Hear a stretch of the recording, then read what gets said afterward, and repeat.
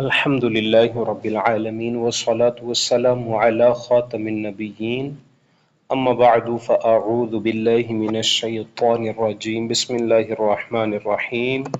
مولاي صل وسلم دائما أبدا على حبيبك خير خلق كلهم۔ عزیز طلبہ کرام، عاشقان رسول، ادارہ معرفت القرآن کے زیر انتظام ہمارا درجہ سابع میں ہدایہ کتاب البیوع سے باب خیار شرط جاری و ساری ہے۔ ہم نے ایک قاعدہ پڑھا تھا جس کے تحت ہم نے متعدد امثلہ، متعدد نظیریں پڑھ لی ہیں۔ قاعدہ یہ تھا، بلکہ ایک اختلاف تھا کہ امام اعظم ابو حنیفہ رحمۃ اللہ تعالی علیہ کے نزدیک جو مبیع ہے وہ مشتری، یہ خیار شرط کے اندر جو مبیع ہے یہ مشتری کی ملکیت میں داخل نہیں ہوتی، جبکہ صاحبین فرماتے داخل ہو جاتی ہے۔ اس کی ہم نے 3 امثلہ پڑھی تھی۔ یہ آپ صفحہ نمبر 57 پر بھی 2 دیکھ سکتے ہیں۔ ایک تو یہ تھا اتق المشتری علی المشتری اذا کان قریبا لہ فی المدت، یہ دوسرے نمبر پر تھی۔ تیسرے نمبر پر اس سے آگے والی تھی کہ اتقہ اذا کان المشتری حلف ان ملکت عبدا فہو حر، یہ والی جو تھی یہ تیسری مثال تھی۔ اس سے پہلے ایک اور مثال ہم نے پچھلے سبق پر بھی اس کی پچھلے صفحے پر بھی پڑھی تھی، یہ آپ دیکھ سکتے ہیں۔ ہاں جی، تو یہ جو آخری عبارت ہے اس کی یہ والی۔ اب اس کی 3 آج ہم مزید پڑھیں گے، اور اگلے سبق میں یعنی جو آئندہ سبق ہم پڑھیں گے اس میں 2 مزید پڑھیں گے، اور یہ ساری بیسڈ ہے اسی ایک اختلاف پر، اسی قاعدے پر کہ اختلاف تو ایک ہوا، قاعدہ بن گیا امام اعظم کے نزدیک جو مبیع ہے وہ مشتری کی ملکیت میں داخل نہیں ہوتی، صاحبین کے نزدیک داخل ہوتی ہیں۔ انہی کی بنیاد پر الگ الگ کتنے مسائل متفرع ہوئے، ان میں سے 3 ہم آج مزید پڑھیں گے۔ وَمِنْهَا أَنَّ حَيْدَ الْمُشْتَرَاتِ فِي الْمُدَّةِ لَا يَجْتَزِئُ بِهِ فِي الْإِسْتِبْرَاءِ عِنْدَهُ وَعِنْدَهُمَا يَجْتَزِئُ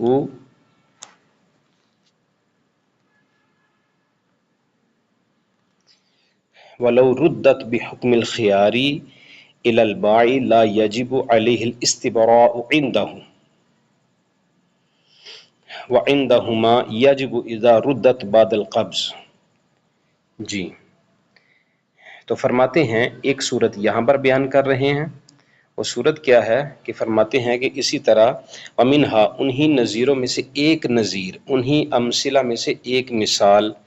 کیا ہے، أَنَّ حَيْدَ الْمُشْتَرَاتِ، کہ وہ جس خاتون کو، جس عورت کو، جس باندی کو خریدا گیا ہے اس کا جو حیض ہے فی المدتی، مدت کے اندر، لا یجتزئ بہ فی الاستبراء،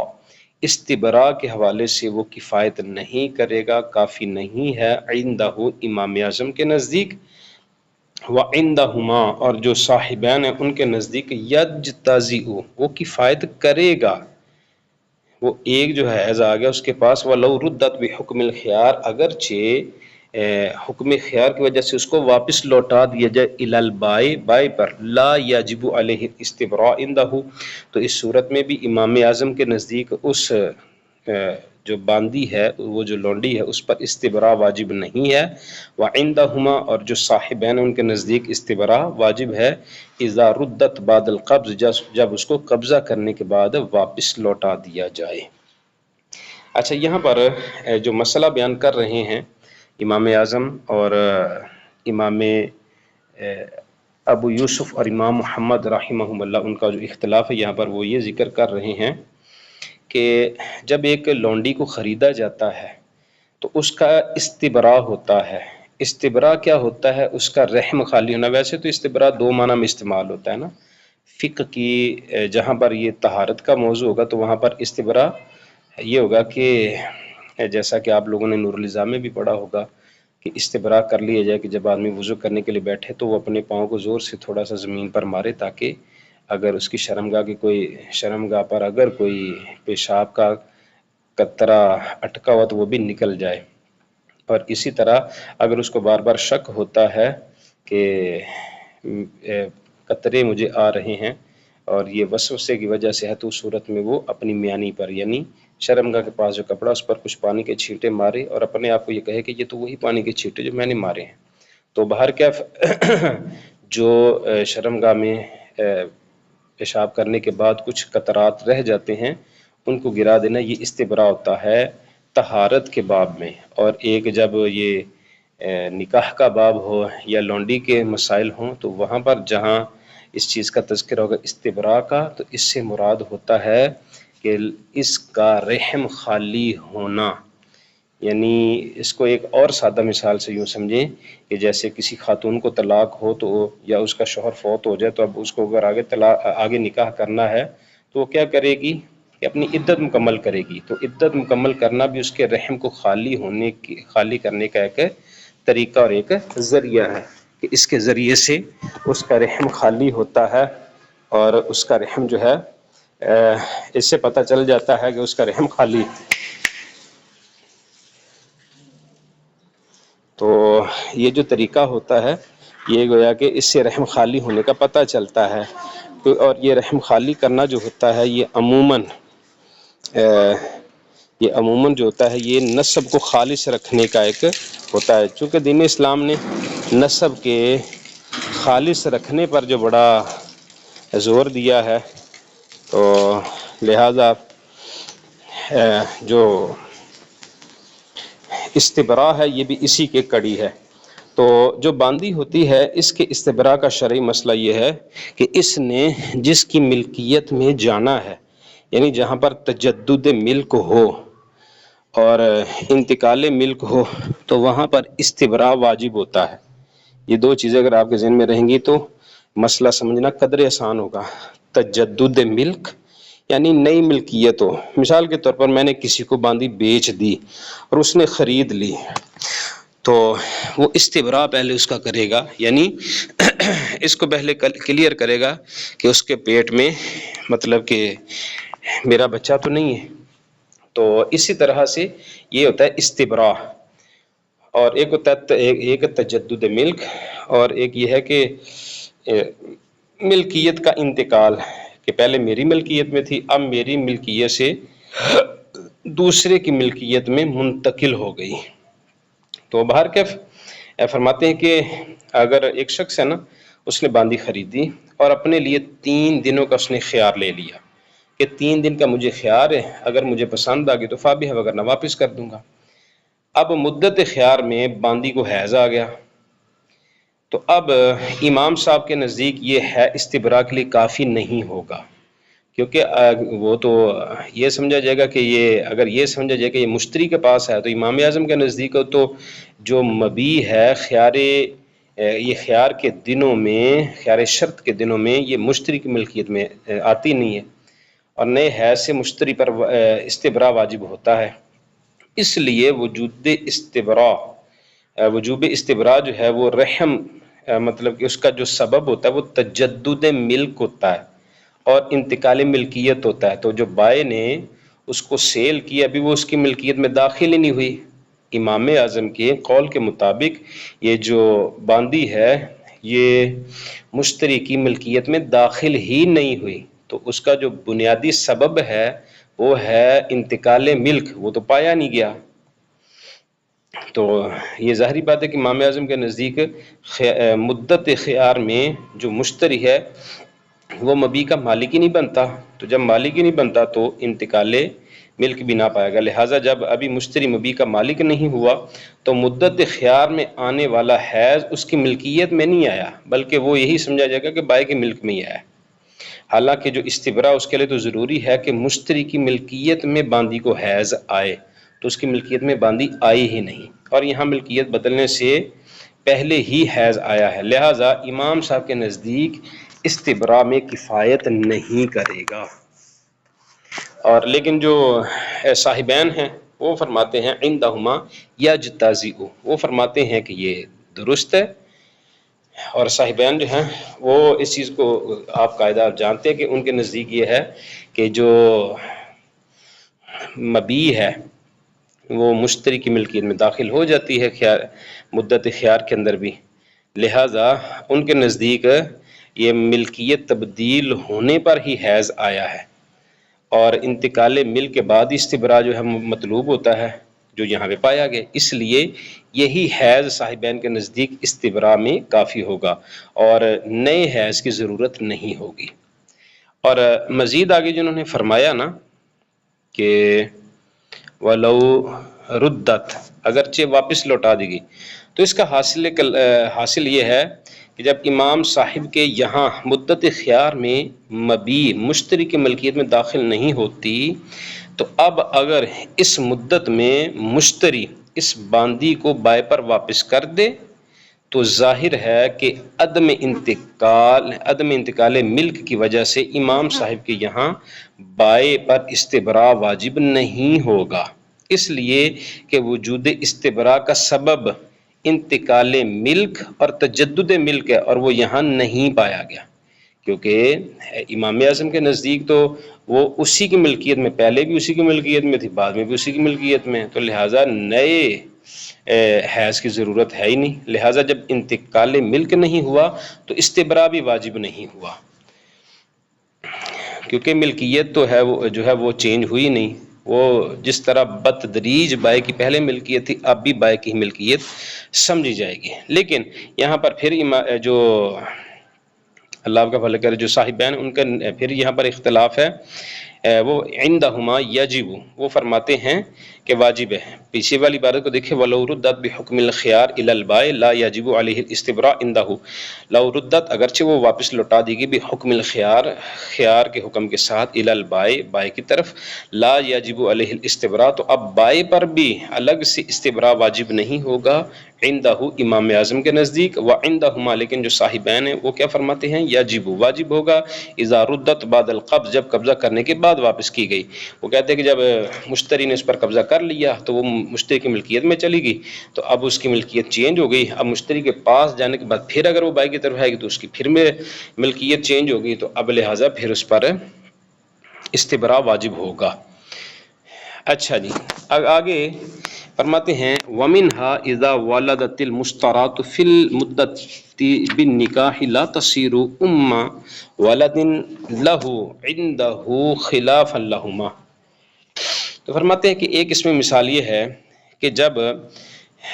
کسی خریدی ہوئی باندی نے مدت خیار میں نکاح کے سبب اولاد کو جنا، وَإِذَا وَلَدَتْ جب اولاد کو جنا المشترات اس خریدی ہوئی باندی نے فی المدتی مدت کے اندر بھی نکاح کو یعنی خیار شرط کا جو 3 دن تھے اس کے اندر اس نے نکاح کے ساتھ بچے کو جنا، لا تصیر ام ولدن تو وہ ام ولد نہیں کہلائے گی، ام ولد تو جو لونڈی کی ماں ہوتی ہے اس کو ام ولد کہا جاتا ہے، جو بچے کی عموماً ماں ہوتی ہے اس کو ام ولد، جو نکاح کے ساتھ بچہ ہو اس کی ماں کو ام ولد نہیں کہا جاتا۔ لہو عندہ یہ امام اعظم کا ہے، خلاف اللہما لیکن امام ابو یوسف اور امام محمد ان کا اس میں اختلاف ہے۔ اچھا، اس کا بھی اسی ایک اختلاف پر ہی اس کی ساری ڈیٹیل ہے کہ مسئلہ یہ ہے کہ ایک شخص کی بیوی دوسرے کی باندھی ہے، تو اس نے 3 دن کے خیار سے اپنی ہی بیوی کو خرید لیا ہے، اس کی بیوی دوسرے کی باندھی ہے، تو دوسرے کی باندھی ہے تو وہ مبی بن سکتی ہے،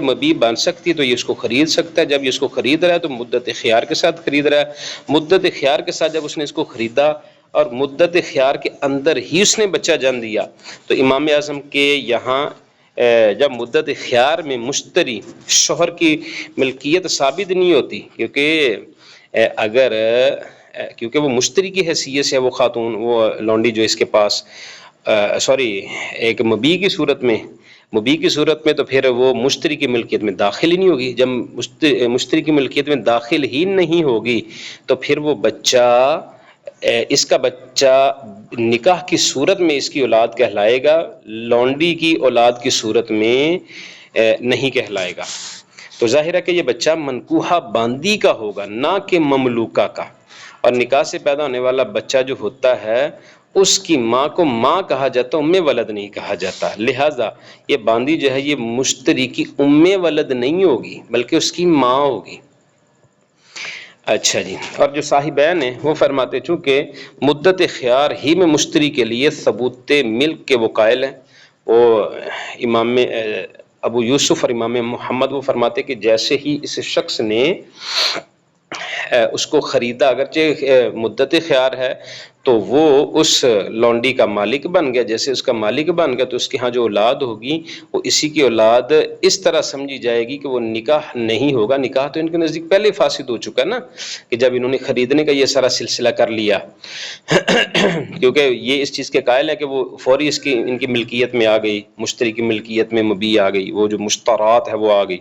لیکن امام اعظم کے نزدیک ان کی ملکیت میں آئی نہیں، جب آئی نہیں تو پھر اس کا جو بچہ وہ نکاح والا بچہ ہوگا، اور ان کے نزدیک اس کی لونڈی والا بچہ ہوگا، اس لیے ان کے نزدیک بچے کی ولادت نکاح میں سے نہیں ہوگی بلکہ ملکیت میں سے ہوگی، اور ملکیت میں بچہ پیدا ہونے سے اس کی ماں ام ولد کہلاتی ہے، ماں نہیں کہلاتی، ام ولد کہلاتی ہے، لہذا اس صورت میں باندی اپنے سابق شوہر کی ام ولد ہو جائے گی، یہ کن کا موقف ہے؟ صاحبین کا۔ اور تیسری صورت ومنہا، اور اس میں سے ایک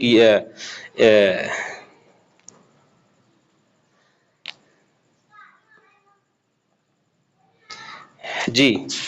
ایک آخری جو صورت اس میں ہے وہ یہ ہے کہ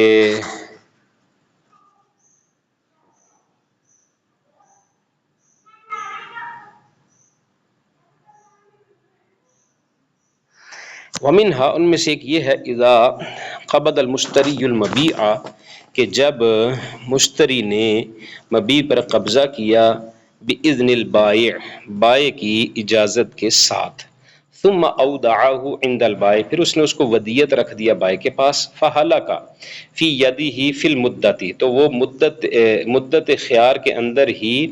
بائع کے پاس ہی وہ جو چیزیں ہلاک ہوگی، فہلک، تو وہ جو چیزیں ہلاک ہوگی، فی یدہ، اس بائع کے پاس ہی، فی المدت، مدت خیار کے اندر، ہلاک من مال البائع، تو یہ بائع کے مال سے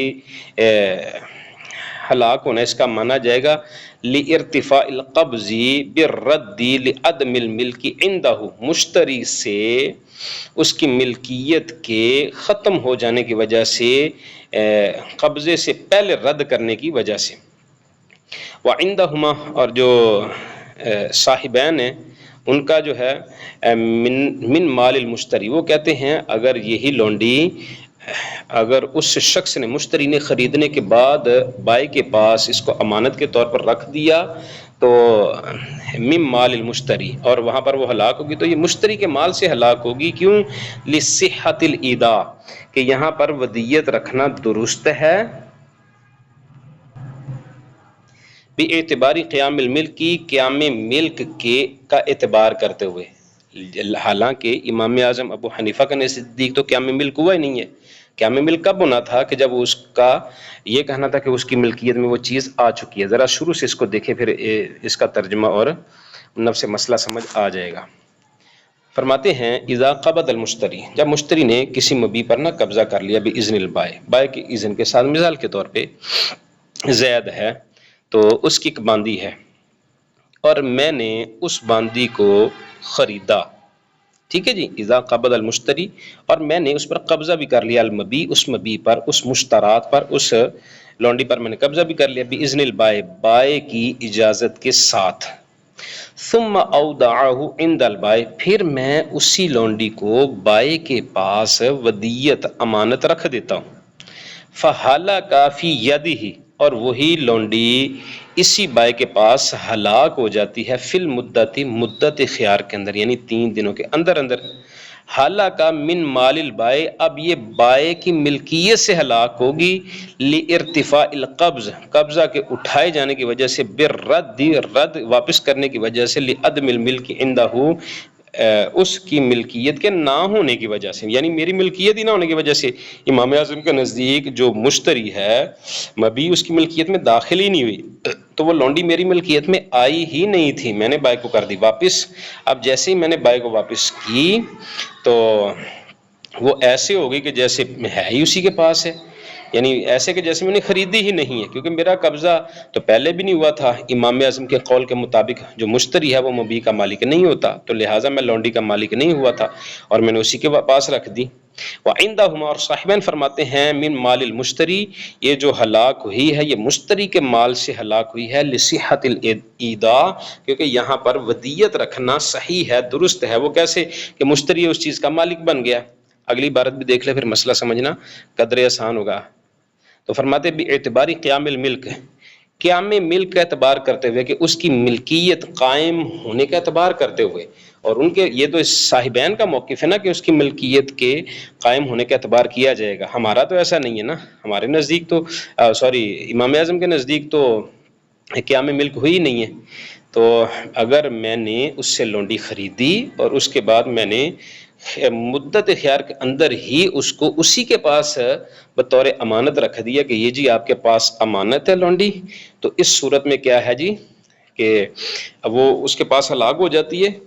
تو یہ میری ہلاک نہیں ہوگی، کیونکہ جو ہوتی ہے نا امانت، اس کا تو آپ سمجھتے کہ زمان نہیں ہوتا۔ تو اگر یہ میری ملکیت میں ہوتی تو پھر میرا نقصان ہونا تھا، میری ملکیت میں داخل ہی نہیں ہوئی، کیونکہ خیار مدت کے اندر جو مبیع ہے، جو مشترات ہے، یہ مشتری کی ملکیت میں داخل نہیں ہوتی۔ لہٰذا امام اعظم کے نزدیک یہ جو نقصان ہے یہ بائع کا ہی ہوا، جبکہ صاحبین فرماتے ہیں یہ جو نقصان ہوا ہے یہ مشتری کا ہوا۔ ٹھیک ہے جی، یہاں پر تینوں امثلہ سمجھ آ گئی، تینوں کو ذرا مختصر کر کے ہم پھر ایک بار ریوائز کر لیتے ہیں۔ پہلی صورت یہ ہے ومنہا، اس میں سے ایک یہ ہے کہ انا حید، ایک منٹ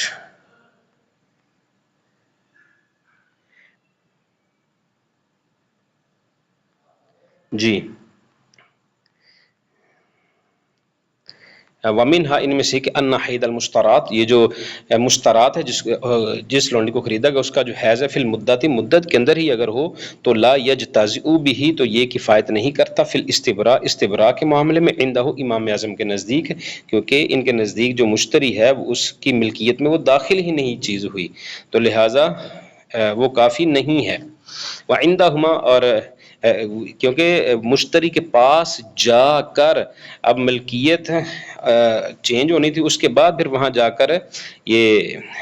استبراء ہوتا تو یہ درست ہونا تھا، یہ استبراء درست نہیں ہے، کافی نہیں ہے۔ لیکن جو صاحبین فرماتے ہیں یجتازی، جناب یہ کافی ہے، کیونکہ صاحبین کے نزدیک جو مبیع ہے وہ مشتری کی ملکیت میں داخل ہو جاتی ہے۔ وَلَوْ رُدَّتْ بِحُكْمِ الْخِيَارِ إِلَى الْبَائِعِ لَا يَجِبُ عَلَيْهِ الْإِسْتِبْرَاءُ عِنْدَهُمْ،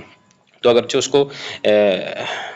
مدت خیار کے اندر واپس بھی کر دی نا بائع کی طرف، تب بھی اس پر استبراء واجب نہیں ہے، کیونکہ واجب اس لیے نہیں ہے کہ جو مشتری ہے اس کی ملکیت میں وہ چیز داخل ہوئی نہیں، اس کی ملکیت میں وہ چیز داخل ہوئی ہوتی تو اس صورت میں اس کی ملکیت چینج ہوتی، ملکیت چینج نہیں ہوئی، لہذا اس پر استبراء واجب نہیں ہے۔ وعندہما، اور جو صاحبین فرماتے یجب، واجب ہے، اذا ردت بعد القبض، جب قبضہ کرنے کے بعد اس نے واپس کی نا، مشتری نے خریدنے کے بعد پھر مدت خیار کے اندر چاہے واپس کر دی تو بھی اس پر استبراء واجب ہے کہ ملکیت چینج ہوئی، کیونکہ وہ یہ سمجھتے ہیں کہ مشتری جو ہے مبیع اس کی ملکیت میں داخل ہو جاتی ہے مدت خیار کے اندر۔ ومنها، اور اس میں سے دوسری، اذا ولدت المشترات، کہ جب بچہ جنا مشترات نے، یعنی اس لونڈی نے جس کو خریدا گیا ہے، فی المدتی، مدت کے اندر ہی، یعنی خیار مدت خیار کے اندر بھی، نکاح کے ذریعے سے، لا تصیر ام ولد، وہ ام ولد بچہ نہیں ہوگا، لہو اس کا، عندہ امام اعظم کے نزدیک، خلاف اللہما، جو صاحبین ہیں ان کے اس میں اختلاف، وہ کہتے ہیں یہ ام ولد ہوگا۔ امام اعظم کا یہ تھا کہ وہ اس کی ملکیت میں داخل ہی نہیں ہوئی، اس کی ملکیت میں داخل نہیں ہوئی تو اس کا جو بچہ ہے نکاح کی وجہ سے اس کی اپنی اولاد ہے، تو وہ اس کی باندی کا بچہ نہیں کہلائے گا بلکہ اس کی بیوی کا بچہ کہلائے گا، جبکہ صاحبین جو ہے وہ فرماتے ہیں کہ جب اس کی ملکیت میں داخل ہو چکا ہے تو اس کا نکاح فاسد ہو گیا، اب وہ اس کی لونڈی بن چکی تو اس کا جو بچہ ہے وہ ام ولد کہلائے گا، اس کا بیٹا نہیں کہلائے گا۔ ومنها، اسی میں سے کیا ہے تیسری صورت، اذا قبض المشتری المبیع، جب قبضہ کر لیا مشتری نے مبیع پر، باذن البائع، بائع کی اجازت کے ساتھ، ثم اودعہ، اور پھر اس کو اس نے ودیت رکھ دیا، عند البائع، بائع کے پاس، فہلک فی یدہ، اور وہ اس کے پاس، اس کے ہاتھ میں وہ ہلاک ہو گئی، فی المدتی، مدت خیار کے اندر، ہلاک من مال البائع، تو یہ بائع کے مال میں سے ہلاک ہوئے لارتفاع القبض، قبضہ کے اٹھ جانے کی وجہ سے، بالرد واپس کرنے کی وجہ سے، لعدم الملک عندہ ان امام اعظم کے نزدیک اس کی ملکیت کے نہ ہونے کی وجہ سے، کیونکہ وہ اس کی ملکیت میں داخل ہی نہیں ہوئی تو اس کو واپس کیا تو اس کا قبضہ بالکل اٹھ گیا تو وہ بائی کے پاس گئی تو چیز مشترات یا مبیح، تو بائی کے پاس وہ ایسی ہوگی کہ جیسے شروع سے اس کے پاس ہے، اس نے دی ہی نہیں ہے، کیونکہ جو تھوڑی دیر کے لیے دی تو واپس کرنے پر اس کا قبضہ پھر بالکل اٹھ گیا اور اس کی ملکیت میں داخل تو بالکل نہیں ہوئی تھی، لعدم الملک عندہ اس کی ملکیت کے نہ ہونے کی وجہ سے، وعندہما اور جو صاحبین ہیں ان دونوں کے نزدیک کیا ہے، من مال المشتری، یہ جو نقصان ہوا ہے مبی جو ہلاک ہوئی ہے یہ مشتری کے مال سے ہوئی ہے، کیوں؟ لصحت الایداع، کیونکہ یہاں پر جو ودیت رکھنا ہے، امانت رکھنا ہے، یہ درست ہے، کیوں؟ انہوں نے اس کی وجہ بیان کر دی، اس کا بھی جو بے اعتباری قیام الملک، اس کا بھی جو جناب والا سارا دار و مدار ہے اسی ایک اختلاف پر جو ہم پہلے پڑھ کے آ چکے ہیں، آج ہم نے اس کی ابھی چھٹی مثال الحمدللہ ہم نے اس کی پڑھی ہدایہ میں سے۔ تو یہاں پر ملک کے قیام ملک کا اعتبار کرتے ہوئے یہی سمجھا جائے گا کہ یہاں پر ودیت رکھنا درست ہے، تو جب ودیت رکھنا درست اس کو مان لیا جائے گا تو اس صورت میں پھر یہ سمجھا جائے گا کہ یہ مشتری کا مال تھا، تو جب مشتری کا مال تھا تو پھر یہ امانت کے طور پر اگر رکھا اور یہ وہاں پر امانت جو ہے ہلاک ہو گئی تو امانت کا ضمان نہیں ہوتا، یہ مشتری کا ہی مال ہلاک ہونا سمجھا جائے گا، لہٰذا صاحبین کے نزدیک مشتری کا مال ہلاک ہوا اسی قاعدے کے تحت، اور امام اعظم کے نزدیک بائے کا مال جو وہ ہلاک ہوا۔ چلے جی، آج کے لیے اتنا کافی ہے، اگلا جو ہمارا درس ہوگا انشاءاللہ الکریم وہ ہم وَمِنْهَا لَوْ كَانَ الْمُشْتَرِي عَبْدًا مَعْذُونًا لَهُ، یہاں سے انشاءاللہ ہم اس کو شروع کریں گے۔ صلو علی الحبیب صلی اللہ علی محمد۔